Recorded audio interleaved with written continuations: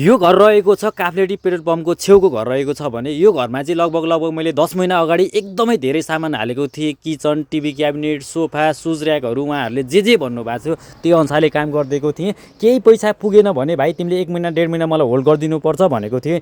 त हुन्छ मैले होल्ड गरिदिन्छु, 1.5 महिनाको लागि के भएर होल्ड गरिदिन्छु भनेको थिएँ। त्यसपछि मैले पटक पैसा मागेँ उहाँहरूसँग। पटक मसँग पैसा माग्दा चाहिँ विभिन्न धाक धम्की, तेरो सामान लैजा, यस्तो के गर्न सक्छस्, यस्तो उस्तो भनेर मलाई चाहिँ एकदमै टचर दिएको भएर यो घरमा मैले धेरै सामान हालेको थिएँ। धेरै अगाडि लगभग मेरो अहिले 3,10,000 जति पैसा लिनुपर्ने छ यो घरमा। यो घरको मान्छे मसँग राम्रोसँग बोल्दैन, कन्ट्याक्ट अलि लेस जस्तै भएको छ। त्यही भएर मैले भिडियो बनाएको छु। सामान हाल्ने बेलामा चाहिँ यति खुसी भएर हालेको थियो कि उनीहरूले यो पनि चाहियो, त्यो पनि चाहियो, त्यो पनि चाहियो, उनीहरूले जे भनेको थियो त्यो अनुसारले मैले काम गरेको थिएँ। अहिले पैसा दिने बेलामा चाहिँ यिनीहरूले एकदमै मलाई लङ्गारिरहेको छ। लगभग अहिले 10 महिना जति भयो, 10 महिनासम्म पनि पैसा नदिएको भएर चाहिँ मैले यो घरको भिडियो बनाएर हालेको थिएँ। यसरी आनन्दताले यो घरमा पुरै सामान हाल्ने बेला खुसी भएर यो पनि हालिदेऊ भाइ, त्यो पनि हालिदेऊ, त्यो पनि हालिदेऊ भनेको थियो। अहिले पैसा दिने बेलामा चाहिँ एकदमै ठुलो कुरा गर्ने, विभिन्न टचर दिएर मुख छोड्ने, नाना थरी भनेको भएर चाहिँ मैले भिडियो बनाएर हालेको छु। लगभग मेरो 3,10,000 पैसा लिनुपर्ने छ यो घरमा।